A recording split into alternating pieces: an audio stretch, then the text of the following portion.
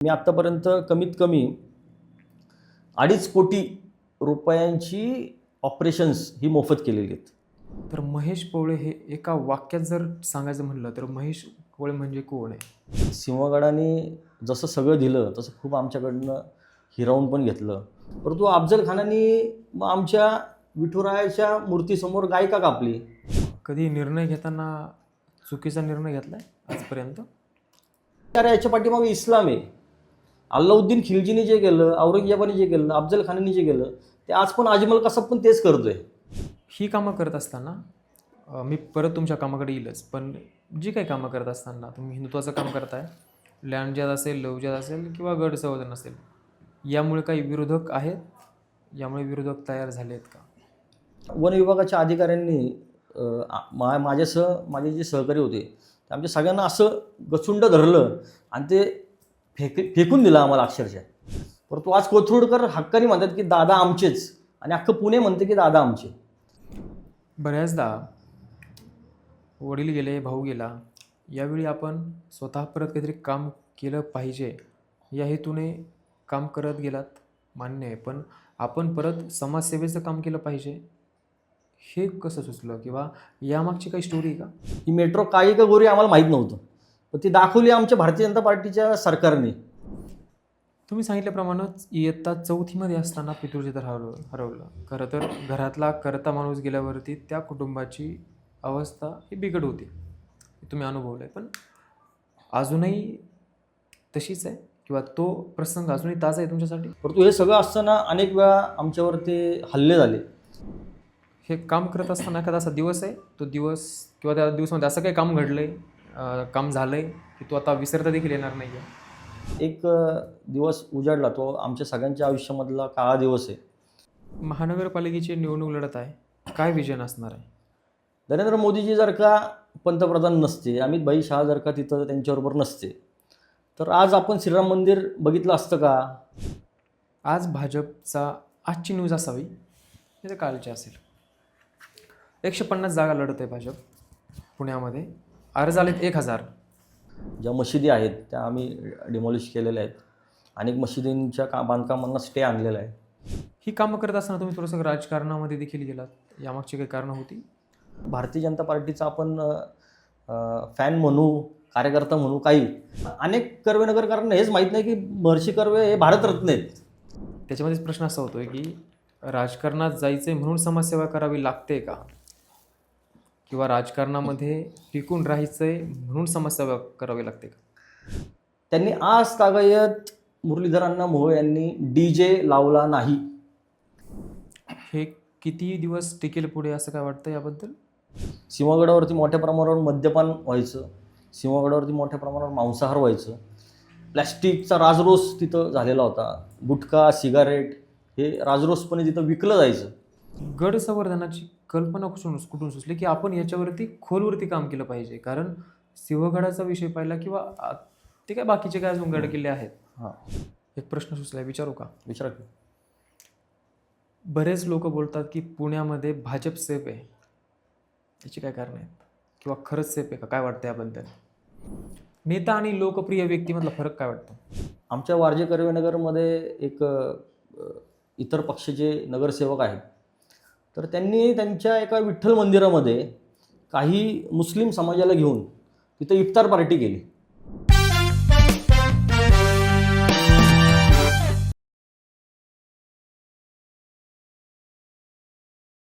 नमस्कार, मी दीपक ढाकणे. स्वागत आहे तुमचं #वैयक्तिक या चॅनलवरती.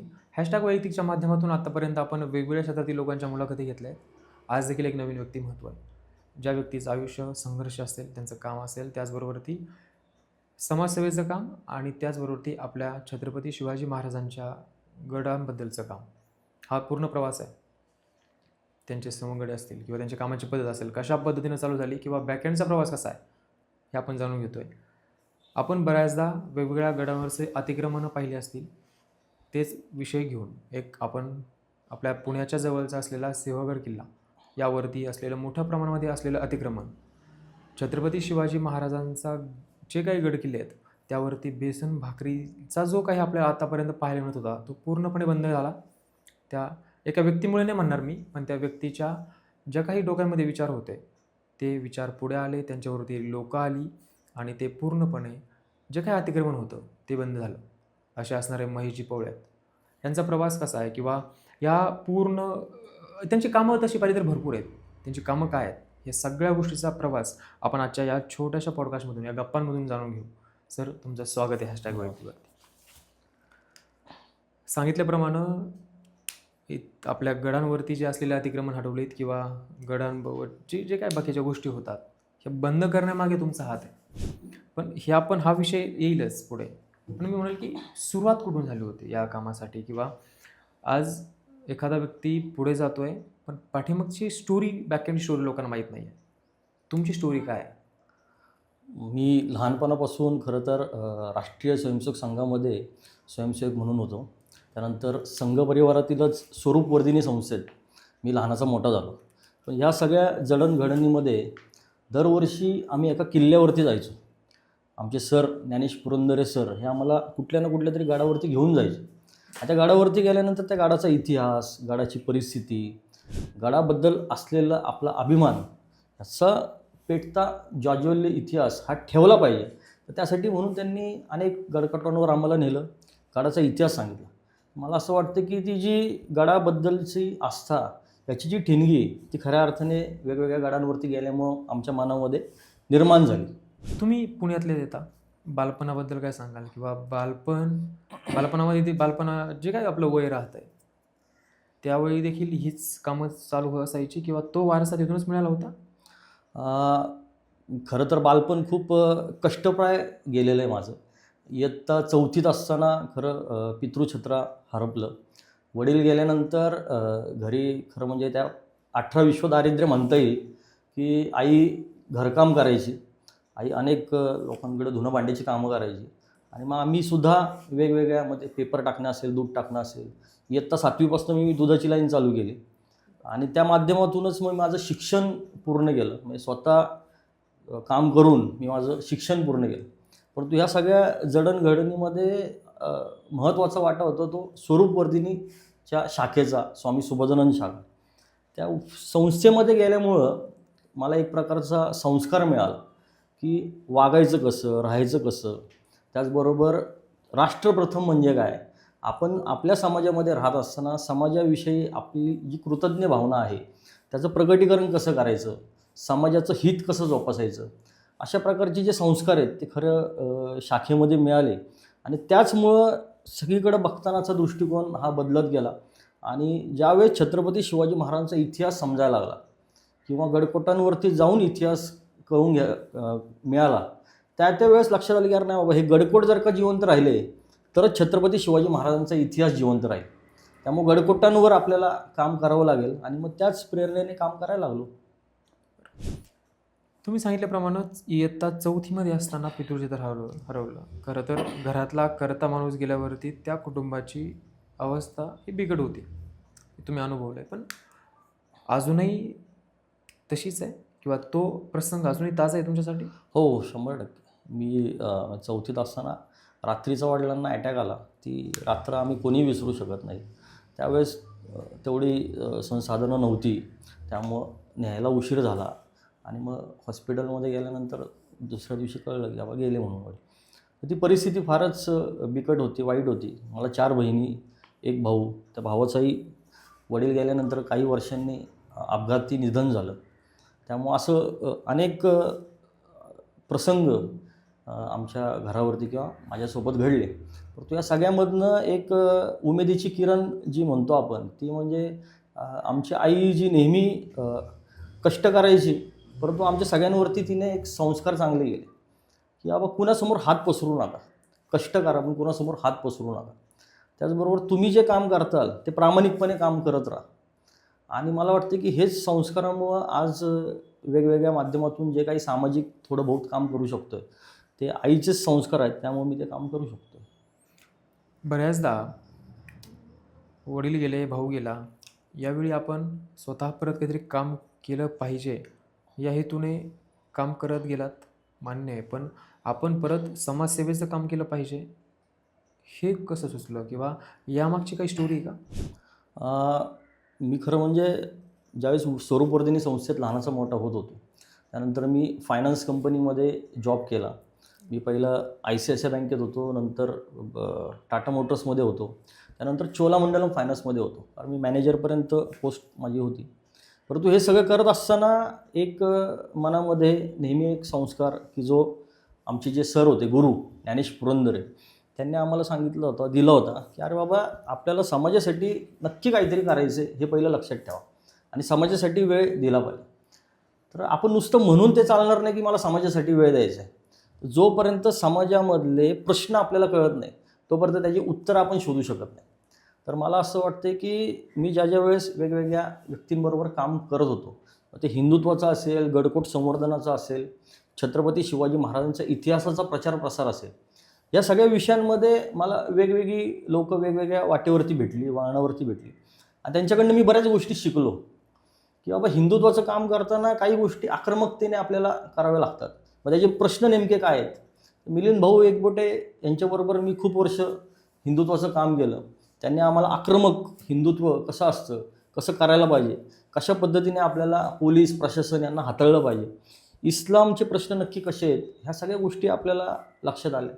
प्रदीपदादा रावत जे पुण्याचे माजी खासदार आहेत, त्यांच्याबरोबर काम करताना वेळोवेळी आपल्याला एखाद्या विषयाचा अभ्यास पाहिजे, त्या विषयाला अनुसरून असलेलं आपल्याला उत्तरसुद्धा आपल्याकडे पाहिजे. हे प्रदीपदादा रावतांनी आम्हाला दरवेळी शिकवलं की तुम्ही एखादा प्रश्न असेल त्या प्रश्नाच्या तुम्ही खोलापर्यंत जावा की त्याचं नक्की काय म्हणणं आहे, की त्या प्रश्नामध्ये तो इस्लाम असेल, कम्युनिस्ट असेल, इतर अनेक या सगळ्या विषयांमध्ये आपलं उत्तर आपल्याला माहिती पाहिजे आणि त्या उत्तरावरती काम केलं पाहिजे. तर मला असं वाटतं की हे जे प्रवास आहे या सगळ्या विषयात काम करत असताना ज्या वेळेस प्रश्न समोर दिसले त्यावेळेस आम्ही भिडलो आणि ते उत्तरं मिळवली. बरं, तुम्ही जी आता नावं घेतलीत, मिलिंद एकबोटे असतील किंवा प्रदीपदादा असतील, ही लोक पाहिली तर सध्या मोठ्या पदावरती आहेत, उंचीवरती. त्यांची कामाची जर एक उंची पाहिली तर मोठी आहे. या लोकांबरोबरती कसे जोडले गेलात आणि कधी? म्हणजे ज्ञानेश पुरंदरे तर इयत्ता 5वीपासून आमच्याबरोबरच होते, ते गुरु होते. परंतु 2005 साली ज्यावेळेस माझं महाविद्यालयीन शिक्षण पूर्ण होत होतं त्यावेळेस मला त्यांनी निक्षून सांगितलं की आपल्याला स्वरूपवर्धिनीबरोबर आपल्याला एक संघटना स्थापन करायची. त्याचं नाव आहे राजे शिवराय प्रतिष्ठान. मग हे का करायची? तर स्वरूपवर्धिनीमध्ये सगळेच येत नाहीत, संघाच्या शाखेमध्ये सगळे येत नाहीत, परंतु आपले जे मित्र आहेत की जे चौकामध्ये उभे आहेत, की जे आता व्यसनबाज झालेले आहेत किंवा वेगवेगळ्या गुन्हेगारी क्षेत्राकडे वळत आहेत, तर अशा मुलांना आपल्याला एकत्र करायचे आणि जय भवानी जय शिवाजी म्हणत त्यांच्याबरोबर शिवकार्य आपल्याला करायचं. असा ज्यावेळेस धडा न्यापूंनी दिला, मग त्यानंतर मग आम्ही शिवजयंती ही कर्वेनगरमध्ये सुरू केली मोठ्या स्वरूपात. शिवजयंतीचं पण स्वरूप त्यावेळेस असं होतं की छत्रपती शिवाजी महाराजांचा एक अर्धपुतळा ठेवायचा, 2 साऊंड लावायचे आणि दिवसभर ती गाणी लावून पोवाडे लावायचे, वर ते पोवाडे फक्त महाराजच ऐकणार. अशी परिस्थिती असताना त्यावेळेस आम्ही एक वेगळ्या पद्धतीची प्रबोधनात्मक शिवजयंती आम्ही सुरू केली की ज्याच्यामध्ये एखादा विचार घेऊन की शिवजयंतीनिमित्त हा विचार समाजापर्यंत पोचला पाहिजे. त्या दृष्टीने आम्ही 8 दिवसांची शिवजयंती की जी 2005ला चालू केली ती आज सगळ्यात आम्ही ती शिवजयंती करतो. त्यामुळे ह्याच्यामध्ये ज्ञानेश पुरंदरेंचं मोठ्या स्वरूपात आम्हाला मार्गदर्शन झालं. हे सगळं होत असताना ज्यावेळी छत्रपती शिवाजी महाराजांचा इतिहास समजला, कारण मग त्यांनी अफजल खानाला कोथळा का काढला? अफजल खान आला, ठीक आहे, शिवाजी महाराजांचं वैर होतं, परंतु अफजल खानाने मग आमच्या विठुरायाच्या मूर्तीसमोर गाय का कापली, आमच्या देवीवरती घाला का घातला? हे प्रश्न आम्हाला खुणवायला लागले आणि त्या प्रश्नाच्या ज्यावेळेस आम्ही त्याचं उकल शोधायला सुरुवात केली, मला लक्षात आलं की अरे याच्या पाठीमागे इस्लाम आहे.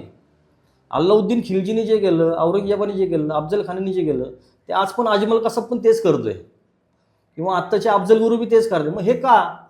मी ही थेअरी कुठली आहे? तर मी ही थेअरी आम्ही शोधली. मग ही थेअरी शोधल्यानंतर लक्षात आलं अरे हे इस्लाम जे आहे प्रश्न तो इतका ग्रहण आहे की याच्यापासून आपल्याला समाज हा आपल्याला वाचवावा लागेल. आणि मग आम्ही गोरक्षण याच्यात आम्ही मोठ्या प्रमाणावर काम केलं. त्यावेळेस मिलिंद भाऊ एकबोटे आम्ही त्यांच्या मार्गदर्शनाखाली गोरक्षण केलं. त्याचबरोबर अनधिकृत असलेल्या ज्या वेगवेगळ्या मशिदी होत्या त्या विषयांना आम्ही भिडलो आणि लव जिहाद, लँड जिहाद या विषयामध्ये आम्ही मोठ्या प्रमाणावरती काम केलं. परंतु हे सगळं असताना अनेक वेळा आमच्यावरती हल्ले झाले. अनेक वेळा इस्लामिक जे संघटना आहेत त्या आमच्यावरती वेगवेगळ्या पद्धतीने चाल करून आल्या. परंतु ह्या सगळ्यामध्ये एक शिकायला मिळालं की काही जरी झालं तरी हटायचं नाही. आणि त्यामुळंच कदाचित संघटन चांगल्यापैकी झालं. आणि मिलिंद भाऊंमुळं इस्लामिक प्रश्नांना भिडायचं कसं या गोष्टी लक्षात आल्या. प्रदीपदादा रावत जे आहेत ते एक इंटेलेक्च्युअल व्यक्तिमत्व आहे. आपल्या सगळ्यांनाच माहिती की अभ्यासाशिवाय ते कधीच काही बोलत नाही किंवा इतिहासामध्ये जे आहे तेच सत्य सांगणारे असे प्रदीपदादा आहेत. तर त्यांच्यामार्फत आम्ही ज्यावेळेस सगळ्या गोष्टी बघत होतो म्हणजे कम्युनिस्टचा विषय की हे मार्क्सवाद नक्की काय आहे, हा माओवाद काय आहे, याची ज्यावेळेस खोलवर त्यांनी आम्हाला काही गोष्टींची माहिती करून दिली. त्यानंतर लक्षात आलं की नाही हाही विषय एक वेगळा आहे. ह्याच्यापासून सुद्धा आपला समाज वाचला पाहिजे की जो आत्ता भगतसिंग, राजगुरू, सुखदेव, डॉक्टर बाबासाहेब आंबेडकर यांचं नाव घेऊन हे कम्युनिस्ट लोक आपल्याच लोकांना फितवत आहेत. तर हे कुठेतरी थांबलं पाहिजे. मग त्यासाठी म्हणून वेगवेगळे कार्यक्रम, वेगवेगळ्या कृती कार्यक्रम अशा आम्ही आखले. तर प्रदीपदादांमुळं सुद्धा अनेक गोष्टी ह्या आम्हाला समजल्या आणि त्यातून कसा मार्ग काढायचा, कशी उत्तरं शोधायची हे सुद्धा लक्षात आलं. तुम्ही सांगितल्याप्रमाणे गोरक्षण असेल, लँडजेद असेल किंवा लवजेद असेल यावरती मी पुढे येईलच. माझ्याकडे काही प्रश्न आहेत कारण तुमचं काम सध्या जर पाहिलं तर त्यावरती चालू आहे. त्याचा प्रश्न असा आहे की गड संवर्धनाची कल्पना कुठून सुचली की आपण याच्यावरती खोलवरती काम केलं पाहिजे. कारण सिंहगडाचा विषय पाहिला किंवा ते काय बाकीचे काय अजून गड किल्ले आहेत त्यावर तुम्ही काम केलं आहे, त्यावरती अतिक्रमण असलेलं काढलं आहे. हा मुळात याची सुरुवात कुठून झाली होती?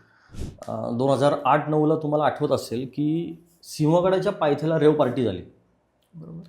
तर ती रेव पार्टी अख्ख्या महाराष्ट्रामध्ये गाजली आणि त्या रेव पार्टीच्या माध्यमातून पुणे शहर सिंहगड किल्ल्याचं नाव खूप बदनाम झालं त्या सगळ्या विषयात. तर त्यावेळेस मग आम्ही म्हटलं अरे नक्की आता करायचं काय आपण, कारण इतिहास आपला आहे. छत्रपती शिवाजी महाराजांचा इतिहास हा अशा प्रकारे बदनाम होऊन चालणार नाही. आणि पुण्याचा मानबिंदू, ऐतिहासिक मानबिंदू म्हणजे किल्ले सिंहगड की जिथं नरवीर सुभेदार तानाजी मालुसरेंनी आपलं रक्त सांडलं. तर तिथं अशा प्रकारची गोष्ट होणं हे आपल्यासाठी लाजिरवाणी गोष्ट आहे. मग आम्ही सर्व समविचारी संघटना, संस्था, सर्व कार्यकर्ते एकत्र आलो आणि जिथं रेव पार्टी झाली तिथं जाऊन आम्ही कार्यक्रम घेतला आणि स्वतः शिवाजी महाराज म्हणजे एक वेशभूषा केलेले व्यक्तिमत्व तिथं आम्ही आणलं. आणि तिथं परत ज्या पद्धतीने पुण्यामध्ये सोन्याच्या नांगराने आपण जमीन नांगरली त्या पद्धतीने तसंच सोन्याचं नांगर करून आम्ही तो फाळ करून छत्रपती शिवाजी महाराजांना ती जमीन परत एकदा नांगरायला लावली की जेणेकरून इथं शिवसंस्कार रुजला पाहिजे. या दृष्टीने आम्ही ते काम केलं. मला वाटतं की 2008ला जी सुरुवात झाली तर मग त्या पद्धतीने ज्यावेळेस आम्ही सिंहगडाच्या पायथ्याला हे काम केलं त्यानंतर ज्ञानेश पुरंदरेंनी आम्हाला सांगितलं की तुम्हाला आता सिंहगड बघायचा आहे, तुम्हाला सिंहगडावरती काम करायचं आहे, सिंहगडाचे तुम्ही सेवेकरी झाले पाहिजेत. आणि मग ज्यावेळेस आम्ही सिंहगडावरती काम चालू केलं तर सगळीकडे अनागोंदी पसरली होती. सिंहगडावरती मोठ्या प्रमाणावर मद्यपान व्हायचं, सिंहगडावरती मोठ्या प्रमाणावर मांसाहार व्हायचं, प्लॅस्टिकचा राजरोस तिथं झालेला होता, गुटखा, सिगारेट हे राजरोसपणे तिथं विकलं जायचं. आणि अशी परिस्थिती होती की तिथं सगळ्या कोंबड्या अशा बांधलेल्या असायच्या आणि आपण जायचं आणि तिथं म्हणायचं की ही कोंबडी करून ठेवा, आम्ही फिरून येतो. आणि मग ते फिरून येईपर्यंत ती कोंबडी शिजलेली असायची. असं ते सगळा तो प्रकार तिथं चाललेला होता. मग तिथं छत्रपती शिवाजी महाराजांचे चरणस्पर्श झालेत, राजमाता जिजाऊंचं तिथं वास्तव्य होतं, आपल्या नरवीरांनी तिथं रक्त सांडलं, छत्रपती शिवाजी महाराजांनी द्वितीय चिरंजीव छत्रपती राजाराम महाराज त्यांची तिथं पवित्र समाधी आहे. हे सगळे लोक विसरले होते. त्यांना काही घेणं देणं नाही. फक्त सिंहगड म्हणजे भजी, पिठलं, भाकरी, नॉनव्हेज खाण्याचं ठिकाण, दारू प्यायची, मस्ती मजा करायची आणि परत यायचं, अशी परिस्थिती होती. मग त्यावेळेस आम्ही सुरुवात केली. सुरुवातीला आमचे दारुड्यांबरोबर मोठ्या प्रमाणावरती भांडणं मारामारी झाली आणि हे सगळं बंद करण्यासाठी म्हणून हॉटेल व्यावसायिकांबरोबर आम्हाला 2 हात करावे लागले. हे सगळं होत असताना कमीत कमी 4 ते 5 वर्ष हा लढा आम्हाला द्यावा लागला. तिथं येणारे प्रेमी युगल त्यांना लक्षातच यायचं नाही की कुठं आलेत आणि नको ते चाळे करायचे. परंतु त्यांच्यावरती सुद्धा आम्ही टाच त्यावेळेस लावली आणि मग जे दिसायचे त्यांना कार्यकर्ते त्यांच्या पद्धतीने फटकवायचे आणि त्यामुळं काही प्रमाणामध्ये त्यावेळेस ते बंद होत गेलं. आणि ज्यावेळेस आम्ही मोठ्या प्रमाणावरती आंदोलन केलं, आम्ही ठरवलं की यांचं नाक दाबलं पाहिजे. वरती जे व्यावसायिक आहेत ते आपलं ऐकत नाही आहेत. आपण म्हणतो की ते मांसाहार बंद करा, ते करत नाही आहेत. सिगारेट गुटखा विकू नका, ते विकतायत. तर आम्ही 3 रविवार सलग आम्ही सिंहगडावरती सिंहगडाचा जो नाका आत्ता आहे तिथं आम्ही सगळेजण थांबलो आणि 3 रविवार आम्ही एकही गाडी वर जाऊन दिली नाही, एकही पर्यटक वर जाऊन दिला नाही. आणि त्यानंतर मग व्यावसायिकांनी आम्हाला बोलवलं की नाही तुम्ही आता आपण एकत्र बसायला पाहिजे. आणि मग आम्ही एकत्र बसलो आणि मग आम्ही आमच्या अटी शर्तीवरती सगळ्या गोष्टी केल्या. मग त्यावेळेस मांसाहार बंद झाला, प्लॅस्टिक बंदी झाली, तिथलं सिगारेट गुटखा हे सगळं बंद झालं. त्यामुळे हे सगळं एकूणच संघटनेचं म्हणून ते श्रेय आहे. हे किती दिवस टिकेल पुढे असं काय वाटतं याबद्दल? आता हे होऊन कमीत कमी 12 वर्ष झाली. हे सगळं आंदोलनं होऊन कमीत कमी 12 वर्ष झाली. 12 वर्ष तर टिकलेलं आहे, याच्या पुढे पण 100% टिकणार. आता देखील जर पाहिलं तर पिठलं भाकरीवरती मिळतं, पिठलं भाकरी मिळतं, मांसाहार पूर्णपणे बंद आहे. पण ते पिठलं भाकरी आणि भजी याला सुद्धा आम्ही रेट ठरवलेले आहेत. या रेटच्या वरती कोणी विकायचं नाही असं आम्ही त्यावेळेस अटी शर्तीमध्ये त्या सगळ्या गोष्टी आम्ही करून घेतलेल्या आहेत. हे काम करत असताना लोक जी काही जोडली गेली आहेत ती कशा पद्धतीने जोडली गेली किंवा ती लोक कोण होती? मित्रमंडळीच होती की फक्त महाराजांवरती प्रेम करणारी होती? खरं म्हणजे एखादा गडकोट हे काय करू शकतो त्याचं जिवंत उदाहरण म्हणजे राजे शिवराय प्रतिष्ठान. आम्ही ज्यावेळेस सिंहगडावरती काम सुरुवात केली त्यावेळेस हार्डली आम्ही 10-15 जण असू. परंतु ज्या पद्धतीने आम्ही सिंहगडावरती स्वच्छता मोहीम, पावित्र्य मोहीम, सिंहगडावरती येणाऱ्या पर्यटकांना आम्ही सिंहगडाचा इतिहास असणारी एक डॉक्युमेंटरी फिल्म तयार केली. ती पर्यटकांना आम्ही मोफत दाखवत होतो दर रविवारी. आणि त्या माध्यमातून अनेक पर्यटक जे तिथं पर्यटक म्हणून यायचे ते तिथं शिवभक्त म्हणून कन्वर्ट झालेले आहेत. आणि त्या माध्यमातून त्यांना लक्षात आलं की अरे नाही, हे सिंहगडावरती ही जी फिल्ममध्ये सांगितलेलं आहे की या सिंहगडावरती असा इतिहास घडला आणि इथं आपण थुकलं नाही पाहिजे, इथं आपण घाण नाही केली पाहिजे, इथं आपण चुकीच्या गोष्टी नाही केल्या पाहिजे. तर ते जे प्रबोधन व्हायचं त्या प्रबोधनातून त्यांना संस्थेविषयी आस्था निर्माण झाली. आणि मग अनेक कार्यकर्ते हे सिंहगडामुळं आम्हाला मिळाले, सिंहगडामुळं जोडले गेले. आणि मला अभिमान वाटतो की राजे शिवराय प्रतिष्ठान आज पनवेलमध्ये सुद्धा काम करते ते सिंहगडामुळं.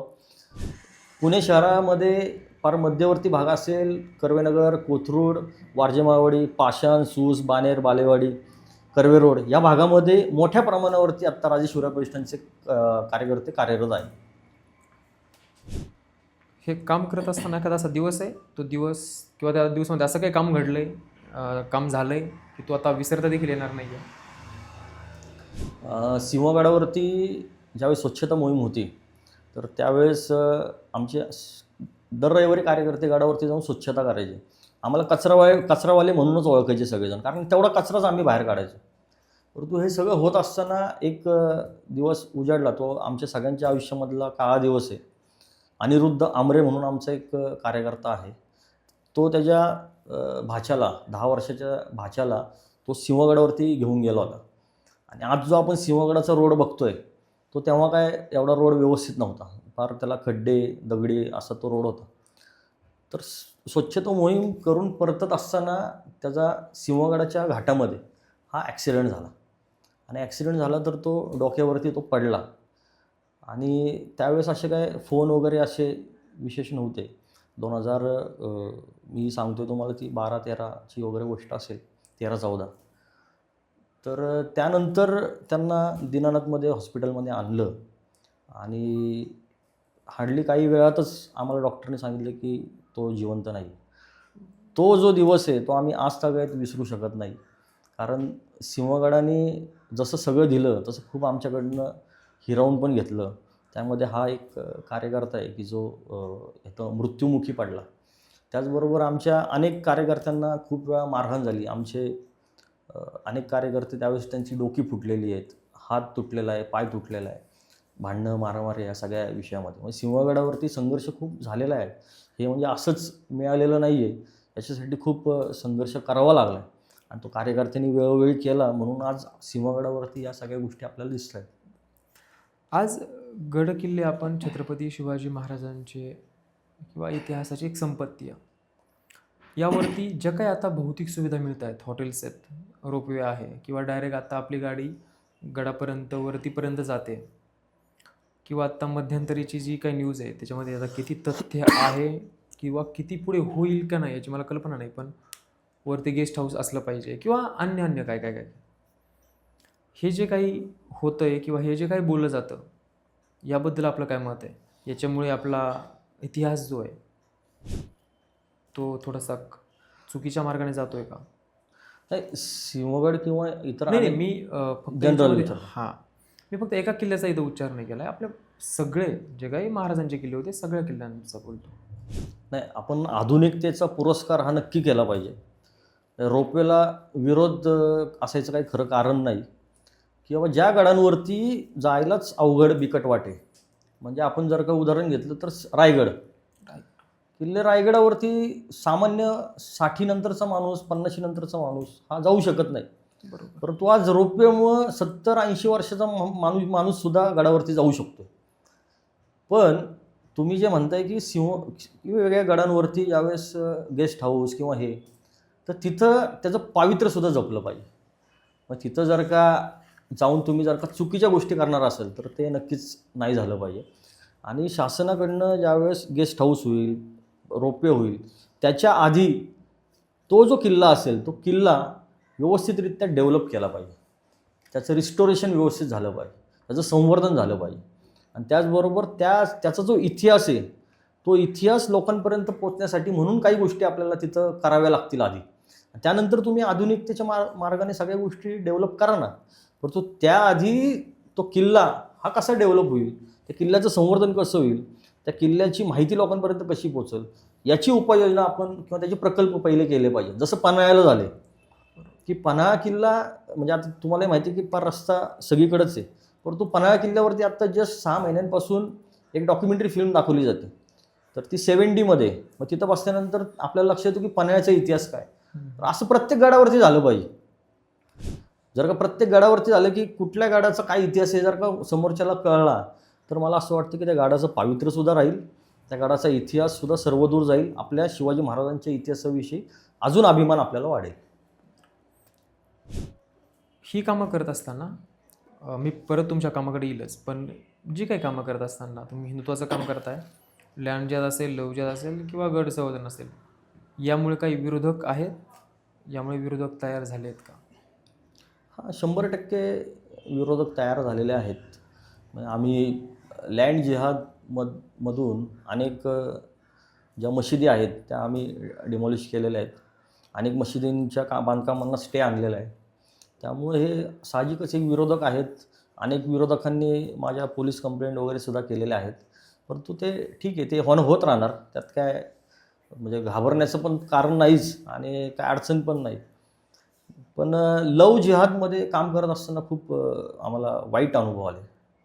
वाईट अनुभव अशा पद्धतीने की ज्यावेळेस एखादी आपली मुलगी ही त्या लव जिहादच्या जाळ्यामध्ये अडकून त्या मुस्लिम व्यक्तीबरोबर जायला तयार होते आणि ज्यावेळेस आपण तिचं काउन्सिलिंग घेऊन तिला परत आणण्याचा प्रयत्न करतो, तर आपला समाज, आपला परिवार ही त्या मुलीला ॲक्सेप्ट करत नाही. सगळ्यात गहन प्रश्न येतो की आपली एखादी मुलगी ज्यावेळेस एखाद्याबरोबर जाऊन निकाह करते आणि आपण त्या मुलीला परत तिचं कन्वर्ट करून तिला परत आणायचा प्रयत्न करत असतो, त्यावेळेस परिवाराची साथ आम्हाला कधीच भेटत नाही. की त्यांचं असं म्हणणं असतं की ती मुलगी आमच्यासाठी मेली. त्यामुळे लव जिहादमध्ये खूप वाईट असे अनुभव आहेत. अनेक मुलींना आत्तापर्यंत यशस्वीरित्या आपण त्या सापळ्यातून बाहेर काढलेलं आहे. अनेक मुलींचं परत शुद्धीकरण करून त्यांचं परत आयुष्य हे व्यवस्थित सुखकर होईल असं कामं ह्याआधी आपण मोठ्या प्रमाणावर केलेली आहेत. ही कामं करत असताना तुम्ही थोडंसं राजकारणामध्ये देखील गेलात, यामागची काही कारणं होती? राजकारणामध्ये जाण्यामागची कारणं म्हणजे खरं तर एकदा असं झालं होतं की आम्ही गोरक्षण केलं आणि कात्रजच्या पोलीस स्टेशनला आम्ही सगळेजण ते 2-3 गाड्या पकडल्या होत्या आणि आम्ही सगळे कार्यकर्ते तिथं थांबलो होतो पोलीस स्टेशनच्या आवारात. तर कोंडव्यातनं एक नगरसेवक आणि त्याच्याबरोबर त्याची सगळी गँग, मुस्लिम गँग ती तिथं आली आणि तिथं पोलीस स्टेशनच्या आवारात आमच्यावरती त्यांनी मोठ्या प्रमाणावर अटॅक केला. आणि म्हणजे 2014च्या आधीची गोष्ट आहे. तर त्यांनी ते अटॅक वगैरे केला. आमची सगळे सायरा वायरा पळलो. आम्ही 20-25 जणच होतो. त्यांची खूप 100-200 जणं आली एकदम. आणि तेव्हा ते लक्षात आलं की अरे एक नगरसेवक काय करू शकतो. हा पोलिसांवर सुद्धा दबाव आणू शकतो चुकीच्या कामांमध्ये सुद्धा. आणि बाहेर असणारे जे आम्ही गोरक्षक आहोत आमच्यावर पण अटॅक त्यांनी केला. बरं ह्याच्यातून तो सही सलामत निसटले सगळे. आमचं कोणी काय ऐकलं नाही. त्यामुळे ते पॉलिटिकल प्रेशर.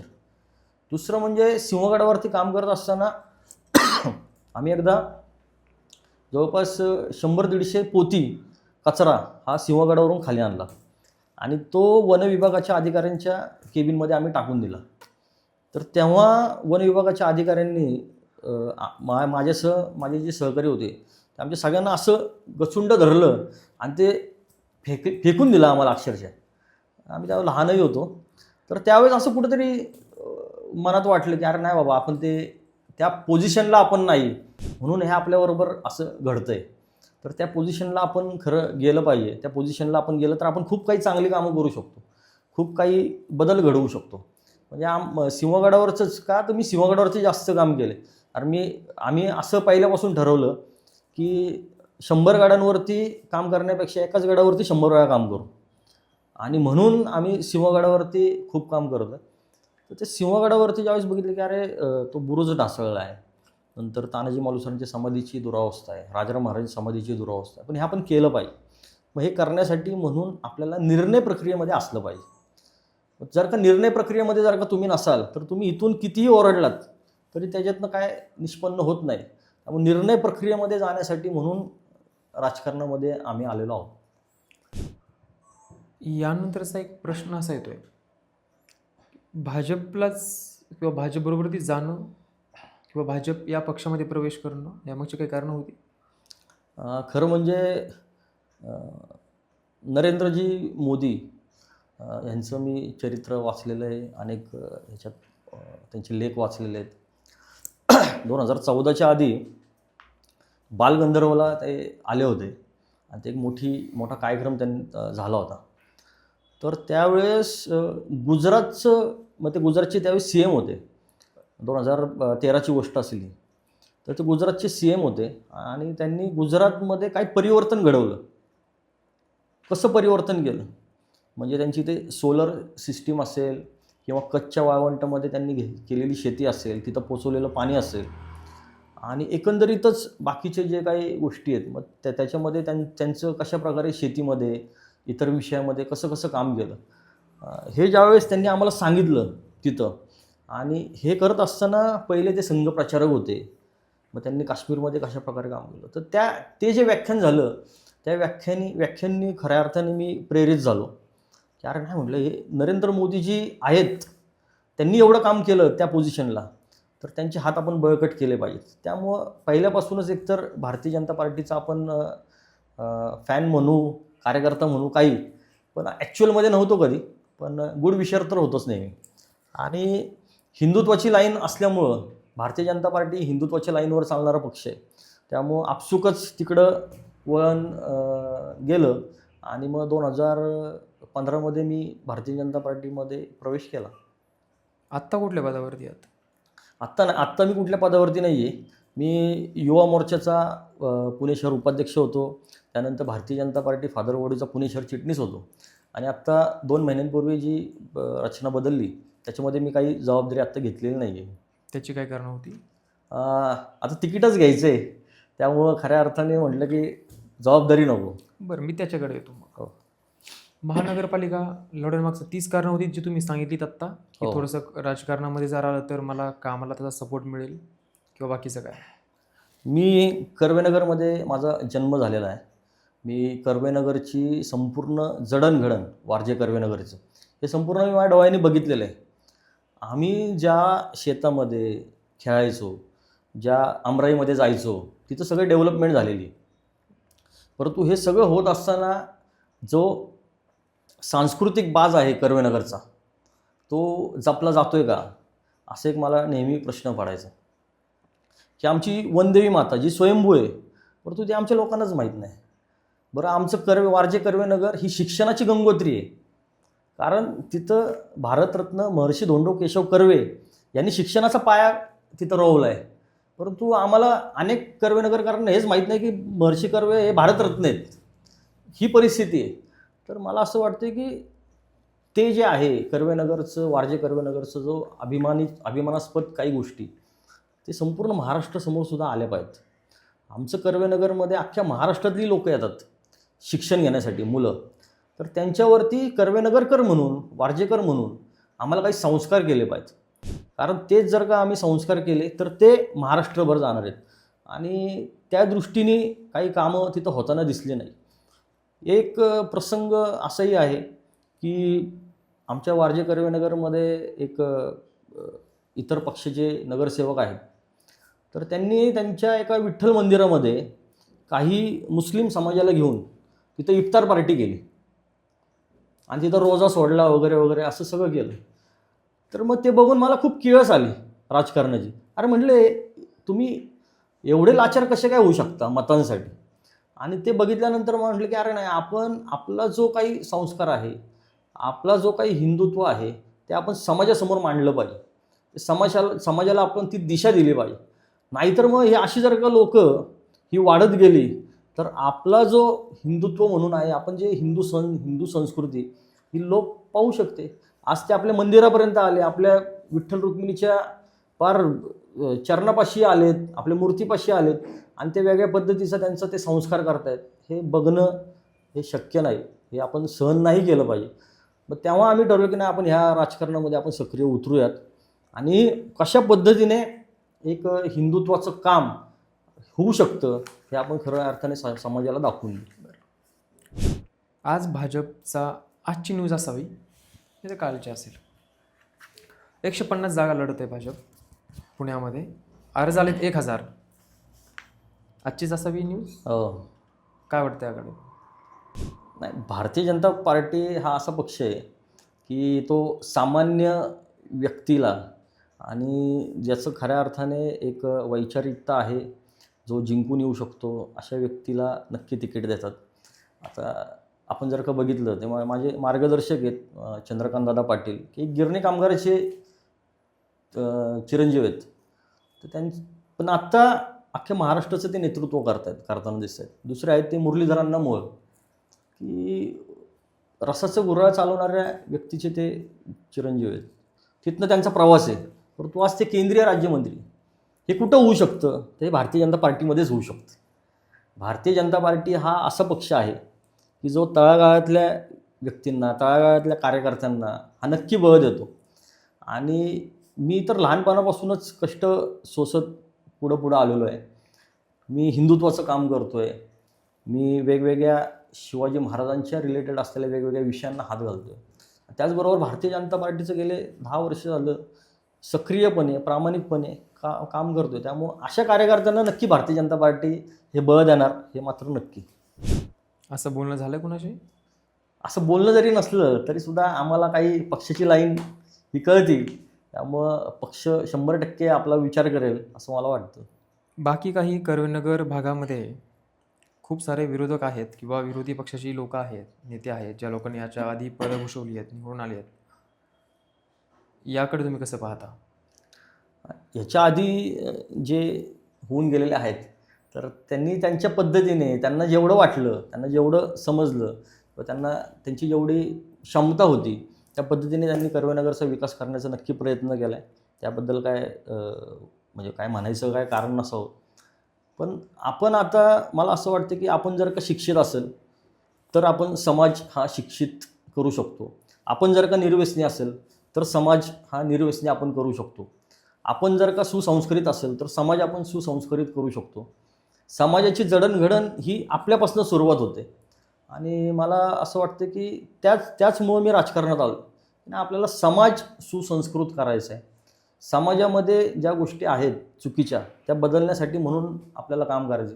तर मी आत्ता बघतोय कर्वेनगर, वारजेमध्ये गुन्हेगारी प्रमाण असेल, व्यसनाधीनतेचं प्रमाण असेल, ह्या सगळ्या गोष्टी खूप मोठ्या प्रमाणावर. आणि ह्याला जर का आपल्याला फिल्टर लावायचं असेल तर आपल्याला काही कडक पावलं उचलावी लागतील. आणि ती कडक पावलं मला वाटते की नगरसेवक झाल्यामुळं त्या निर्णय प्रक्रियेत गेल्यानंतरच त्या गोष्टी होतील असं मला वाटतं.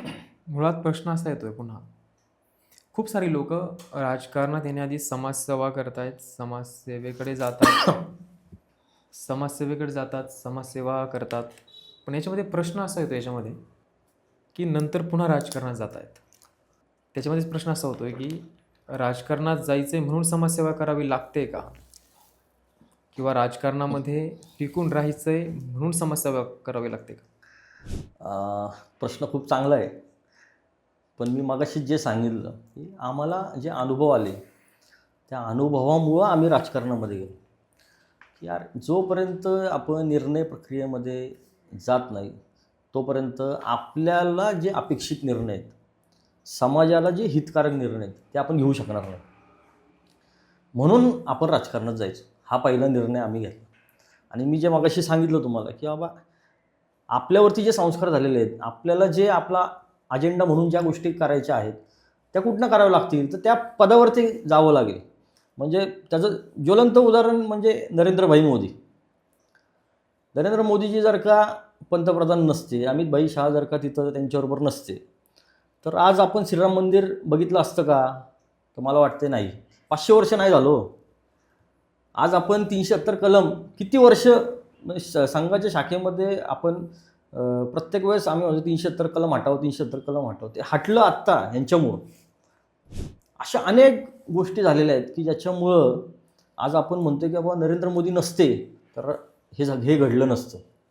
पाकिस्तानला आपण कधीच एवढं गुडघ्यावरती आणलं नाही जे आत्ता आपण आणलं. हे कुणामुळे शक्य झालं तर ते नरेंद्रभाई मोदींनी. मग काय ती जर का एखादी व्यक्ती की ज्या संस्कारित असेल आणि एखादा अजेंडा घेऊन जर का ती त्या ठिकाणी पोचली तर ते काय करू शकतं याचं ज्वलंत उदाहरण म्हणजे नरेंद्रभाई मोदी. आणि मला असं वाटतं की आपणही जर का आपल्याला योग्य संधी मिळाली तर संधीचं 100% आपण सोनं करूयात. तिकीट जर नाकारलं गेलं तर ती वेळ येणारच नाही. कारण मला पूर्ण विश्वास आहे की माझे जे मार्गदर्शक आहेत चंद्रकांत दादा असतील, मुरलीधर अण्णा असतील, की त्यांना माहिती आहे की भारतीय जनता पार्टी हा एक हिंदुत्ववादी पक्ष आहे, हिंदुत्ववादी मी कार्यकर्ता आहे आणि कशा प्रकारे मी काम करतो हे सुद्धा त्यांना चांगलं माहिती आहे. त्यामुळे अशी वेळ नक्की येणार नाही. नेता आणि लोकप्रिय व्यक्तीमधला फरक काय वाटतो? नेता तो की जो शासनाकडनं आलेले जी काही कामं आहेत ती करण्याचा प्रयत्न करतो तो म्हणजे नेता. परंतु लोकप्रिय नेता म्हणजे मला असं वाटतं की शासनाकडनं आलेली जी कामं आहेत ती समाजाच्या तळागाळापर्यंत पोचण्यासाठी म्हणून स्वतःहून काही ना काहीतरी गोष्टी करतो तो म्हणजे लोकप्रिय नेता. म्हणजे त्याचं उदाहरण मी देऊ शकतो की आमचे चंद्रकांत दादा पाटील यांचं जर का तुम्ही काम बघितलं तर एवढं मोठं काम आहे की लोकप्रिय ते का झालेत. म्हणजे 2019ला ज्यावेळेस ते आले त्यावेळेस सगळेजण म्हणत होते त्यांना ते कोल्हापूरचे बाहेरचे. परंतु आज कोथरूडकर हक्काने म्हणतात की दादा आमचेच आणि अख्खं पुणे म्हणते की दादा आमचे. दादांच्या माध्यमातून अनेक मुलींचं आज शिक्षण होतं आहे. अनेक मुलींना आज करिअरच्या वाटा नवीन त्या दादांनी उपलब्ध करून दिल्यात. त्याचबरोबर दादांनी जे गोरगरीब आहेत त्यांच्यापर्यंत सोयीसुविधा पोचवल्यात. त्याचबरोबर शिक्षण असेल, क्रीडा असेल, कला असेल या सगळ्या क्षेत्रामध्ये दादांनी शासनाव्यतिरिक्त स्वतःची म्हणून काही कामं केली. त्यामुळं दादा हे एक लोकप्रिय व्यक्तिमत्व झाले. मुरलीधर अण्णामुळं आपण जर का त्यांचं जीवनक्रम बघितला मी त्यांना खूप वर्ष झालं बघतोय. त्यांनी आज तागायत मुरलीधर अण्णा मोहोळ यांनी DJ लावला नाही. हा केवढा मोठा संस्कार आहे आमच्यासारख्या कार्यकर्त्यांवरती की आमचा एक मोठा नेता की जो आज देशाचा नेता आहे, देशामध्ये वावरतोय, त्या व्यक्तीने आज तागायत सार्वजनिक आयुष्यामध्ये कधीच DJ नाही लावला. आणि त्यांचे जे कार्यक्रम आहेत मग ते अटलजींवरती कार्यक्रम असतील किंवा वेगवेगळ्या सांस्कृतिक माध्यमातून कार्यक्रम असतील, प्रत्येक कार्यक्रम हा प्रबोधनात्मक, हा समाजाला काहीतरी दिशा देणारा कार्यक्रम. आता कालच मुरलीधर अण्णा मोहोळ यांचा वाढदिवस झाला. 5,000 रक्तदान पुणे शहरातून अख्खे झाले, 5 ते 8,000. तुम्ही विचार करा मग लोकप्रिय म्हणजे काय. जे लोक त्या व्यक्तीवरती प्रेम करतात म्हणूनच हे रक्तदान वगैरे एवढ्या मोठ्या संख्येने होतात. त्यामुळे हे जे दोघं आता आम्ही जवळनं बघतोय म्हणून या दोघांचं मी सांगू शकतोय. त्यामुळे हे आमचे नेते यांच्याकडनं आम्ही शिकतोय की बाबा कशा प्रकारे आपण लोकप्रिय नेता झालं पाहिजे. आणि त्यांच्याच वाटेवरती आम्ही नक्की काम करतो आहे. याच्यामध्ये एक गोष्ट अशी आहे, तुम्ही राजे प्रतिष्ठानच्या माध्यमातून राजे शिवराय राजे शिवराय प्रतिष्ठानच्या माध्यमातून कामं चालू केलीत, गड किल्ल्याची कामं केलीत, टीम तयार केली, त्यानंतर जे काही समाजसेवेची कामं आहेत, हिंदुत्वाचं काम असेल, जिहाद असेल, लँड जिहाद असेल, याच्यामुळे एक टीम तयार झाली, लोक जोडली गेली. तुम्ही सांगितल्याप्रमाणे फक्त 15 लोक होती, त्यानंतर वेगवेगळ्या ठिकाणी काम चालू झालं, ही सगळी मोठी टीम तयार झाली. मग नगरसेवक फक्त महेश पवळे होणार का? खूप चांगला प्रश्न. आमच्या संघटनेमध्ये आम्ही सुरुवात केली ती माझ्यापासून, असं म्हणायला हरकत नाही. आणि तुम्ही जे म्हणले की महेश पवळेच होणार का, तर त्याचं उत्तर नक्की नाही आहे. आम्हाला अनेक कार्यकर्ते त्या परिस्थितीमध्ये तिथं न्यायचे आहेत. सुरुवात कुणीतरी केली पाहिजे. त्यामुळे सुरुवात अशी आहे की आम्ही सगळेजण एका लाईनीत आहोत. आम्ही सगळे एका लाईनीत आहोत, पण मी सोडून सगळ्यांनी एक पाऊल मागे घेतले म्हणून मी तुम्हाला पुढं दिसतोय. बाकी दुसरं काही नाही आहे की मला त्यांनी पुढं केलेलं नाही आहे. ते सगळेजण एक पाऊल मागं आलेले आहेत म्हणून मी त्यांचं नेतृत्व आज करतोय. मी त्यांच्या पुढं सगळ्यांना दिसतोय, बाकी काही नाही. आमचे सगळे कार्यकर्ते हे एकेका हत्तीचं बळ असलेले सगळे कार्यकर्ते आहेत. प्रत्येकामध्ये नेतृत्व गुण आहे. प्रत्येकजण त्यांच्या त्यांच्या भागामध्ये चांगल्यापैकी कार्यरत आहे.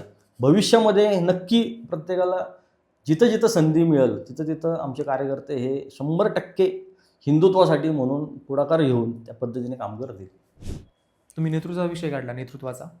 नेतृत्वामध्ये सर्वात मोठा जर एक आव्हान पाहिलं, मोठं आव्हान पाहिलं किंवा गुण पाहिला तर कुठला आहे? काय सांगायला हवं? नेतृत्वामध्ये महत्त्वाचा गुण आहे ते की जे श्रेय आहे ते नेहमी तुमच्या टीमला दिलं पाहिजे. हे नेतृत्वाचा हा पहिला गुण असं मला वाटतं. आणि जर का आपण ते केलं नाही तर नेतृत्व म्हणून तुम्ही जे काम करत असतात त्याला काय अर्थ उरणार नाही. मग नेतृत्व करत असताना टीम जे सांगते तुम्हाला ते तुम्ही ऐकलं पाहिजे आणि जे योग्य आहे त्याचा तुम्ही नक्की निर्णय घेतला पाहिजे.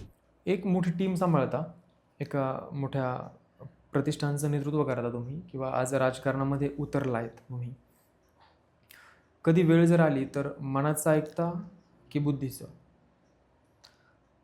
अशी वेळ बऱ्याच वेळा येते खरं, परंतु मनाचं बुद्धीचं दोन्हीचा मिलाप करून मी व्यावहारिक जे आहे त्याच्यावरती जास्त मी भर देतो की त्या वेळेस जो काही निर्णय घ्यायचा आहे तो व्यावहारिकतेवरती मी हे करून बघतो आणि तो निर्णय मी नक्की घेतो. मी देखील हा एक प्रश्न विचारला होता, तो व्यावहारिक होता, पण तुम्ही त्याला टाळलं. तिकीट मिळालं नाही तर काय? मी सांगितलं ना मागाशी, असं होणारच नाही. कारण मी एक हिंदुत्ववादी आहे आणि भारतीय जनता पक्ष हा एक हिंदुत्ववादी पक्ष आहे. आणि अनेक वर्ष या पक्षामध्ये मी काम करतो आहे वेगवेगळ्या विषयात.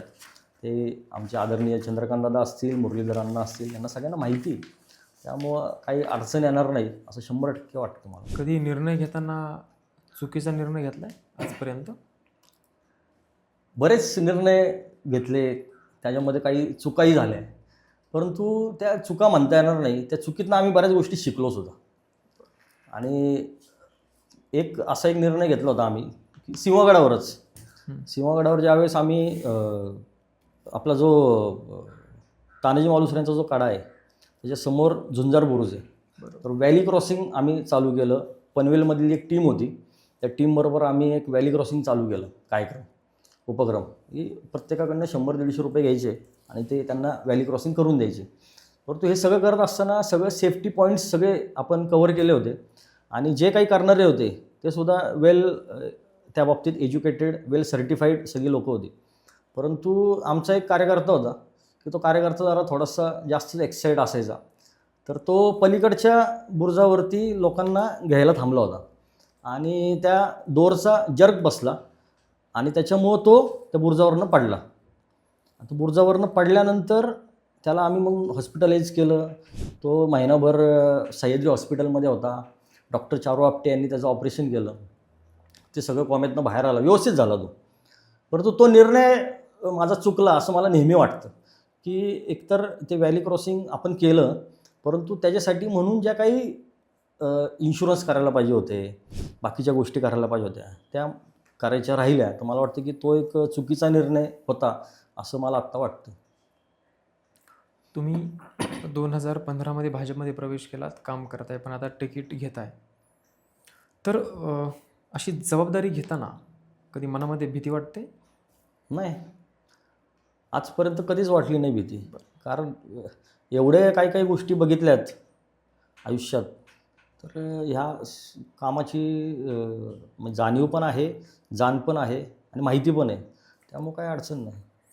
राजकारणामध्ये लोकांचा विश्वास जपण्यासाठी काय करताय? खरं म्हणजे ना, आपण म्हणतो नेहमी की एखाद्या संघटनेचा श्वास हा संपर्क असतो. हो. तर त्याच पद्धतीने मला असं वाटतं की कुठल्याही प्रभागात किंवा समाजात काम करताना लोकांशी संपर्क असेल तर तुमचा विश्वास त्यांना, म्हणजे तुमच्यावरती विश्वास त्यांचा हा बसतोच. आता मी 4 वर्ष झालं कर्वेनगरमध्ये माझं जनसंपर्क कार्यालय आहे. त्या कार्यालयाच्या माध्यमातून लोकांना एक प्रकारे विश्वास संपादन झाला आहे की बाबा ह्या व्यक्तीवरती का विश्वास ठेवायचा, हा व्यक्ती कुठं आपल्याला भेटू शकतो, तर ते ठिकाण म्हणजे जनसंपर्क कार्यालय, ही पहिली गोष्ट. आणि त्या जनसंपर्क कार्यालयाच्या माध्यमातून मी एवढे लाभार्थी झालेले आहेत की जवळपास 7 ते 8 हजार लाभार्थी हे माझे वैयक्तिक झालेले आहेत. लाभार्थी म्हणजे काय, तर बाबा लाडकी बहीण योजना, स्मार्ट कार्ड काढून द्या, आयुष्यमान भारत कार्ड किंवा बाकीचे ई श्रम कार्ड, हे सगळे जे योजना आहेत त्या योजनांच्या माध्यमातून मोठ्या प्रमाणावरती आत्तापर्यंत लाभार्थी झालेले आहेत. आणि ज्यावेळेस मी समाधान बघतो की मी आत्तापर्यंत कमीत कमी 2.5 कोटी रुपयांची ऑपरेशन्स ही मोफत केलेली आहेत. तर ते ज्यावेळेस समाधान आहे, हे समाधान कुठंच मिळू शकत नाही. म्हणजे मला आठवतं आहे की एक व्यक्ती होते, त्यांनी म्हणजे त्यांची मिसेस प्रेग्नंट होत्या आणि 7व्या महिन्यातच त्यांच्या डिलिव्हरी झाल्या. 2 बाळं त्यांची इथं जन्माला आली आणि ते भारती विद्यापीठ हॉस्पिटलला होते. आणि त्यांना ते सगळं ते काचेत ठेवलं, ते सगळं NICUमध्ये होते आणि खूप खर्च झाला. जवळपास तिथं 8 लाख रुपये खर्च झाला. 8 लाख रुपये खर्च काढला त्यांनी. आणि ते त्यावेळेस माझ्याकडे आले की बाबा असं असं सगळं आहे. त्यांच्या बायकोची तब्येत खूप खराब, तिकडं ते ICUमध्ये, त्यांची मुलं ICUमध्ये, तो माणूस पूर्णपणे हतबल. अशा वेळेस मी देवेंद्रजी फडणवीसांचं लेटर घेऊन, स्वतः मी मंत्रालयात जाऊन लेटर घेऊन भारती विद्यापीठमध्ये पूर्णपणे ऑपरेशन आणि ते संपूर्ण खर्च आम्ही ते मोफत केला. त्यातलं एक बाळ दगावलं, पण एक बाळ आज व्यवस्थित आता जिवंत व्यवस्थित आहे. तर त्या माऊलीचे जे काही शब्द आहेत ते मी आजतागत विसरू शकत नाही. त्या माऊलीने जे मला आशीर्वाद दिलेत ते मी कधीच विसरू शकत नाही. राजकारणामध्ये आहात, विरोधकांबद्दलचं काय मत आहे? म्हणजे एकंदरीत आता राजकारण उतरत आहे, या आधीचं ठीक आहे, मुळात हा उभा राहील की नाही हेही त्यांना प्रश्न असेल, पण आता तुम्ही डायरेक्ट उतरत आहे म्हटल्यावरती मी ज्यावेळेस काम सुरू केलं त्यावेळेस खूप जण माझ्यावरती हसले. म्हटले की अरे हा काय करणार आहे, कारण माझ्या आधीच्या कुठल्याच पिढ्यांनी राजकारणातला र पण बघितला नाही. मी काय असा कुठला खूप पैशावाला कोणाचा तरी मुलगा आहे असंही नाही, माझ्याकडे खूप धनसंपत्ती असंही नाही. त्यामुळे पहिले माझ्यावरती हसले, नंतर माझ्यावरती बोलायला लागले, मला टोमणे मारायला लागले, मला मागणं शिव्या द्यायला लागले. परंतु हे सगळं करत असताना सुद्धा मी कार्यरत आहे, मी काम करतो वेळोवेळी. हे ज्यावेळेस त्यांनी बघितलं त्यावेळेस मग ते मला आता ॲक्सेप्ट करायला लागलेत. आणि विरोधक जे आहेत ते विरोधकांकडं मी त्यांना आपण म्हणतो ना की एक मेंटॉर म्हणून मी त्यांच्याकडे बघत असतो. कारण आपण म्हणतो की आपल्या शेजारी जो आहे तो आपल्यावरती जितकी टीका करेल तेवढं आपलं आयुष्य सुकर असतं. निंदकाचे घर शेजारी असावे. त्याच पद्धतीने मी विरोधकांकडे बघतो की विरोधक माझ्यावरती काय टिप्पणी करतात, विरोधक मला काय नक्की सांगतात, मी ते टिप्पणी आणि ते सांगतात काय तो कानोसा घेऊन मी माझ्यामध्ये वेळोवेळी बदल केलेले आहेत, बदल करतोय आणि हे होत राहणार. आज विरोधक किंवा समाज हा माझ्याकडं वेगळ्या दृष्टीने बघतोय. आज माझ्याकडं संपत्ती जरी नसली तरी माझ्याकडे खूप प्रामाणिक कार्यकर्ते आहेत की त्या प्रामाणिक कार्यकर्त्यांच्या जीवावरती आज मी या युद्धामध्ये खऱ्या अर्थाने उतरलो आहे. मला आजही अनेक कार्यकर्ते असे आहेत की एखादा खर्च होत असेल तर ते स्वतःच्या खिशातून करतात. मला कोणतीही पेड यंत्रणा आज तागायत लावावी लागली नाही. माझे पत्रकसुद्धा माझे कार्यकर्ते हे घरोघरी वाटतात. माझे फ्लेक्स चिटकवायची कामंसुद्धा माझे कार्यकर्ते स्वतःहून करतात. आणि इलेक्शनलासुद्धा फंड हा माझे कार्यकर्ते उभा करणार आहेत. म्हणजे ही जी ॲश्युरन्स आहे, हा जो काही विश्वास आहे, तो कार्यकर्त्यांचा माझ्यावरती 100% आहे. त्यांना वाटतंय की मी कुठेतरी चांगलं काम करू शकतो. हिंदुत्वासाठी म्हणून जे काही आपण आणाभाका घेतलेल्या आहेत, ते कुठेतरी पुढे जाऊन होऊ शकतात. म्हणून सर्व कार्यकर्ते हे एकजुटीने, एक दिलाने माझ्या पाठीशी 100% उभे राहिलेले आहेत. आता प्रश्न यानंतरच हा होता, पण तुम्ही गडबड केलीत त्याचं उत्तर आधीच देऊन. राजकारणात काम करत असताना खूप मोठ्या फंडची आवश्यकता असते, फंडिंग, पैशाची आवश्यकता पैसे. असते.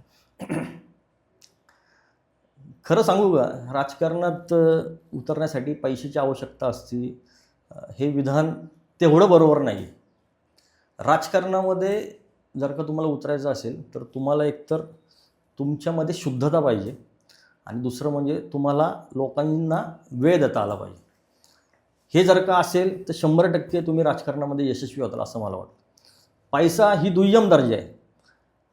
तुम्ही जर का माणूस जोडला तर तुम्हाला ज्या ज्या काही गोष्टी आहेत त्या पूर्ण होतात. मला एका खूप चांगल्या माणसाने सांगितलं की माणसं जोडल्याने काय होतं. माणसं ज्यावेळेस आपण जोडतो त्यावेळेस तो खिशे त्याच्या घरी ठेवून येत नाही, तो खिशे घेऊन आपल्याकडे येतो आणि त्याला ज्यावेळेस कळते की अरे हे काम पवित्र आहे, हे काम शुद्ध आहे, या कामाला आपल्याला हातभार लावायचा आहे, तर नक्की तो माणूस वेळेला आपल्याला त्यासाठी मदत करतो किंवा समर्पण करतो. आणि मला असं वाटतं की मी आता जे 2005 पासून जे काम करतो आहे, ह्या सगळ्या ह्याच्यामध्ये असेच कार्यकर्ते, अशीच माणसं भेटली की जे स्वतःहून देतात. मी आज तागायत शिवजयंती करतो, वेगवेगळे कार्यक्रम करतो, पण आज तागायत मी कुठल्याही दुकानात वर्गणी मागायला गेलो नाही, कुठल्याही राजकीय व्यक्तीला वर्गणी मागायला गेलो नाही. त्यामुळं हे 20 वर्ष मी कार्यकर्ते आणि जो या माझे जे विचार आहे, जे काम आहे, त्याला आस्था म्हणून बघतो, त्या आस्थेने पाहतो, त्या व्यक्तींच्या जीवावरती हे सगळं आत्ता काम चालू आहे. महानगरपालिकेची निवडणूक लढत आहे, काय विजन असणार आहे? महानगरपालिकेची निवडणूक लढताना मी वारजे कर्वेनगर हे मी डोळ्यासमोर ठेवलेलं आहे की कर्वेनगरमध्ये, वारजेमध्ये आज वाहतुकीची फार मोठी समस्या आहे. तर त्या वाहतुकीला आपण कशाप्रकारे तोंड दिलं पाहिजे, त्याच्यावरती काय उत्तरं शोधली पाहिजेत, हे खरं म्हणजे माझं विजन आहे. मग तिथं काही ठिकाणी आपल्याला फ्लायओव्हर करावे लागतील, तर काही ठिकाणी डायव्हर्जन करावे लागतील किंवा अजून वेगवेगळ्या गोष्टी. तर त्या सगळ्या गोष्टी करायची तयारी मी मनाची ठेवलेली आहे. दुसरं म्हणजे शिक्षण संस्था आहेत, परंतु त्या शिक्षण संस्थांच्या आजूबाजूलाच मोठ्या प्रमाणावरती व्यसनाधीनतासुद्धा आहे. म्हणजे पानटपऱ्या आहेत, बाकीच्या इतर गोष्टी आहेत. तर ह्या सगळ्यांवरती कुठंतरी आळा बसला पाहिजे. समाज आणि प्रशासनाच्या मधला दुवा म्हणजे नगरसेवक असतो. ते आपल्याला करणं हे भाग आहे, ते करावं लागेल आपल्याला. त्याचबरोबर आमच्या वनदेवी ही स्वयंभू देवी आहे आमची पंचक्रोशीतली. त्या वनदेवीपासून ते खाली छत्रपती राजाराम महाराजांचा पूल जो आहे, तिथं हिंगणेश्वर म्हणून स्वयंभू मंदिर आहे शंकराचं. तर तो जो काही रोड आहे तो मला आध्यात्मिक कॉरिडॉर म्हणून आम्हाला करायचा आहे की तिथून येणाऱ्याला प्रत्येकाला आपल्या हिंदू धर्मामधील पवित्र असलेल्या सगळ्या स्थळांची तिथं मांडणी आपण करून त्यांचं दर्शन तिथून जाणाऱ्याला होईल, अशा प्रकारचा आध्यात्मिक कॉरिडॉर करण्याचा संकल्प माझा आहे. त्याचं विजन माझ्याकडं तयार आहे. आणि त्याचबरोबर सांस्कृतिक असेल, शैक्षणिक असेल, कला असेल, क्रीडा असेल, या सगळ्या क्षेत्रामध्ये आमचे कर्वेनगरकर, वारजेकर कशाप्रकारे भाग घेतील आणि ते आपलं नाव, वारजे कर्वेनगरचं नाव कशाप्रकारे उंचवतील, याकडं आपल्याला थोडं लक्ष द्यायला पाहिजे. आमच्या वारजे कर्वेनगरमध्ये असलं पोटेन्शियल आहे. आमच्याकडं अनेक सायंटिस्ट आहेत, आमच्याकडे अनेक आर्मी ऑफिसर्स आहेत, आमच्याकडे अनेक CA आहेत, डॉक्टर्स आहेत की जे वेगवेगळ्या पद्धतीने काम करतात. आमच्याकडे अनेक पत्रकार चांगले आहेत. या सगळ्यांचं जर का आपण मिलाप केला तर नक्कीच वारजे कर्वेनगर हे सुजलाम सुफलाम नक्की होऊ शकतं. परंतु वेळ आहे या सगळ्यांना एकत्र करायची आणि मला वाटते की ते करण्यासाठीच मला तिथं जायचं आहे. तरुणांनी राजकारणात यावं? तरुणांनी 100% राजकारणात यावं. तरुण जर का राजकारणात आले तर खूप मोठा बदल घडू शकतो. कारण तरुणांमध्ये जे काही आत्ता आधुनिक सगळ्या यंत्रणा या तरुणांना माहिती आहेत किंवा तरुणांमध्ये जे विजन आहे ते जे सगळीकडे बघतात ते आपल्या इथं इम्प्लिमेंटेशन करण्यासाठी म्हणून ते काम करतील आणि म्हणून तरुणांनी आलं पाहिजे. जर का तरुणांनी आत्ताच असं म्हणलं की राजकारण नको, राजकारण म्हणजे चिखल, ते चालणार नाही. कारण तिथंच सगळे निर्णय होतात, तिथंच सगळे निर्णय प्रक्रिया घडत असते. आपल्याला जे वाटतं ते आपण घरात बसून हातात रिमोट घेऊन ते होणार नाही. ते बदल घडवायचा असेल तर आपल्याला रस्त्यावरती उतरावं लागेल. आपल्याला या निर्णय प्रक्रियेमध्ये सहभाग घ्यावा लागेल. तरच ह्या गोष्टी बदलू शकतील. त्यामुळे तरुणांनी राजकारणाला नाक अजिबात मुरडलं नाही पाहिजे. या सगळ्या व्यवस्थेमध्ये हिरिरीने उतरलं पाहिजे. प्रश्न भरपूर झाले आहेत तसं पाहिलं तर. याच्यामध्ये एक प्रश्न असा असेल की एक महेश पोवळे हा व्यक्ती 4थीला असताना वडील गेलेत, नंतर भाऊ गेला, नंतर स्वतःचं एक कुटुंब सांभाळत, इतर काही कुटुंब सांभाळत मोठा झाला आहे. आपला इतिहास वाचला पाहिजे किंवा गडकिल्ले वाचले पाहिजे, इथपर्यंत पोहोचलात. नंतर आता राजकारण येत आहेत. तर महेश पोवळे हे एका वाक्यात जर सांगायचं म्हणलं तर महेश पोवळे म्हणजे कोण आहे? तर हे वाक्य काय असेल, काही सांगू शकता का? हिंदुत्व प्लस संस्कृती म्हणजे महेश पोवळे. अनेक जण म्हणत असतात की तुम्ही भारतीय आहात का हिंदू आहात? तर माझी व्याख्या ही आहे की भारतीय ही आमची भौगोलिकता दाखवणारं आहे, तर हिंदू ही आमची सांस्कृतिक ओळख आहे. आणि जर का आपल्याला आपला भारत देश टिकवायचा असेल तर आपल्याला संस्कृती टिकवावी लागेल. ज्या ज्या भागातून हिंदू हे संपलेले आहेत, म्हणजे संस्कृती संपलेली आहे, तो भाग हा भारतापासून आपला वेगळा झालेला आहे. त्यामुळे आपल्याला संस्कृती पण टिकवायची आहे, तरच आपला भारत देश टिकेल. आणि महेश पोवळे म्हणजे हिंदू तन्मन, हिंदू जीवन, रग रग हिंदू मेरा परिचय. एक प्रश्न सुचला, विचारू का? विचारा की. बरेच लोक बोलतात की पुण्यामध्ये भाजप सेफ आहे. याची काय कारण आहेत? किंवा खरंच सेफ आहे का? काय वाटतं याबद्दल? भारतीय जनता पार्टी एक केडर बेस संघटना आहे, पक्ष आहे. आणि भारतीय जनता पार्टीला दररोज नवीन नवीन कार्यक्रम दिले जातात. कार्यकर्त्यांची कार्यशाळा होत असते. कार्यकर्त्यांना एकूणच जे पक्ष म्हणून घडवलं जातं ते वेगळ्या पद्धतीचं आहे की जे इतर पक्षांमध्ये मला दिसत नाही. आणि असे कार्यक्रम दिले जातात की तो कार्यकर्ता हा खालपर्यंत लोकांना भेटेल अशा प्रकारचे कार्यक्रम दिले जातात. हे बूथ लेवल असेल, पन्ना लेवल असेल, इथपर्यंत कार्यकर्त्यांची बांधणी होते. आणि एकूणच भारतीय जनता पार्टी म्हणून केंद्र, राज्य ह्याच्यामध्ये झालेलं एकदम जबरदस्त काम. म्हणजे नुसतं पुणे शहर जर का आपण बघितलं तर मी इयत्ता 5वी-6वीत होतो. सुरेशभाई कलमाडी खासदार होते. त्यांच्याही त्यावेळेस विजनमध्ये होतं की बाबा मेट्रो आणणार. ही मेट्रो काही का गोरी आम्हाला माहीत नव्हतं, पण ती दाखवली आमच्या भारतीय जनता पार्टीच्या सरकारने. हे पुणे शहराला माहिती आहे चांगलं. दुसरं म्हणजे आपण चांदणी चौकाचा विकास जो झालेला आहे की ज्याच्यामुळं जे पुण्याचं प्रवेशद्वार म्हणतो आपण, त्यामुळे एक चांदणी चौकामुळं पुण्याला एक वेगळी उंची नक्कीच निर्माण झालेली आहे. त्याबरोबर पुण्यामध्ये ज्या काही इतर गोष्टी झालेल्या आहेत, अनेक वेळा फ्लायओव्हर झालेले आहेत. पुण्यामध्ये मुरलीधर अण्णा मोहोळ यांच्या माध्यमातून मेडिकल कॉलेज झालेलं आहे. ह्या सगळ्या ज्या गोष्टी घडत आहेत, ह्या सगळ्या गोष्टी लोकांना दिसत आहेत, समजत आहेत. त्याच्यामुळं लोकांमध्ये एक आशावाद निर्माण झालेला की अरे दिल्लीपासून ते गल्लीपर्यंत आपल्याला भारतीय जनता पार्टी पाहिजे. आणि म्हणून सर्व पुणेकरांनी ठरवलेलं आहे की मतदान करायचं ते भारतीय जनता पार्टीला, हिंदुत्व आणि विकासाला. त्यामुळं 100% गॅरंटी आहे की भारतीय जनता पार्टीचा महापौर या पुण्यामध्ये नक्की होईल. तुम्ही तिथलं अतिक्रमण हटवलं किंवा तिथे जे काही उपक्रम राबवलेत सिंहगडावरती, सध्याच्या स्थितीला बाकी काही उपक्रम चालू आहेत? हो, सिंहगडावरती वार्षिक आणि दैनंदिन असे दोन्ही उपक्रम चालू आहेत. दैनंदिन म्हणजे नरवीर सुभेदार तानाजी मालुसरे यांची जी पवित्र स्मारक सिंहगडावरती आहे, त्याचं रोज 2 कार्यकर्ते सिंहगडावरती जाऊन पूजन करतात. गेले 12 वर्ष झालं आपण हे दैनंदिन पूजन राजे शिवराय प्रतिष्ठानच्या माध्यमातून करतो आहे. प्रत्येकाचा नंबर हा 1 वर्षांनी येतो. ज्याचा वाढदिवस असतो तो सिंहगडावरती सहपरिवार, मित्रपरिवार येऊन सिंहगडावरती जातात. ते स्मारक, तिथली स्वच्छता, ते स्मारकाची पूजा, तिथं शिववंदना, अशा प्रकारे तिथं रोजचं पूजन हे प्रतिष्ठानच्या माध्यमातून 12 वर्ष झालं होतं आहे. त्याचबरोबर तानाजी मालुसरेंची पुण्यतिथी ही तिथं आम्ही शक्ती, भक्ती, भजन सेवेच्या माध्यमातून करतो. संध्याकाळी तिथं कोणी नसतं, आम्ही तिथं भजन सेवा करतो, भजन करतो आणि रात्री गड उतरतो.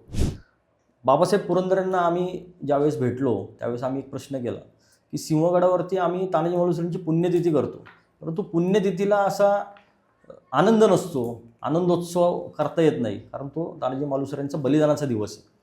तर आम्हाला तुम्ही सिंहगडावरती आम्ही काय करू, कुठला कार्यक्रम करू? तर त्यांनी आम्हाला एक कार्यक्रम दिला. तो कार्यक्रम म्हणजे ते म्हटले की दीपावलीच्या पाडव्याला दरवर्षी प्रत्येक गडाला हे तोरण लागलं जायचं, प्रत्येक गडदेवतांची पूजा व्हायची, सरदार मावळे हे सगळे गडावरती त्यावेळेस दाखल व्हायचे. तर मग तो गेले 20 वर्ष आम्ही तो कार्यक्रम करतो. पाडव्याला आम्ही दरवर्षी तिथं तोरण लागतं सिंहगडावरती.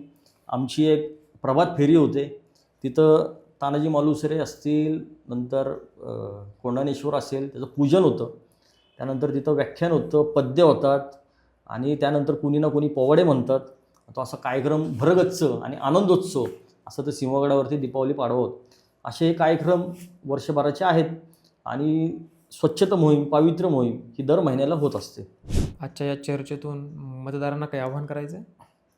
मतदारांना आव्हान एवढंच आहे की दिल्लीपासून ते गल्लीपर्यंत तर आपल्याला भारतीय जनता पक्षाचे उमेदवार निवडून आणायचेच आहेत, परंतु त्याचबरोबर मतदारांनी सुद्धा जागरूक राहायचं आहे.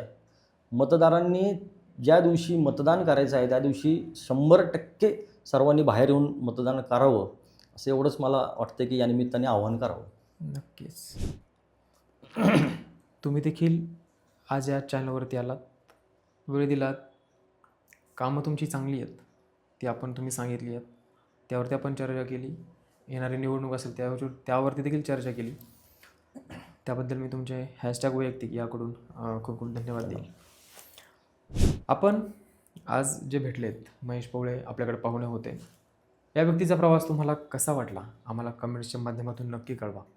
यानंतर मी विचारलेले प्रश्न असतील ते देखील कसे वाटले ते आम्हाला नक्की कळवा, किंवा आमच्या चुका ज्या काय असतील त्या कमेंट्सच्या माध्यमातून नक्की कळवा. त्याचबरोबर यानंतरचं आपल्याला कुणाला ऐकायला आवडेल किंवा कुणाचा प्रवास जाणून घ्यायला आवडेल, कमेंट्सच्या माध्यमातून नक्की कळवा. महेशजींचा प्रवास देखील कसा आहे हे तुम्ही आम्हाला नक्की सांगा. धन्यवाद.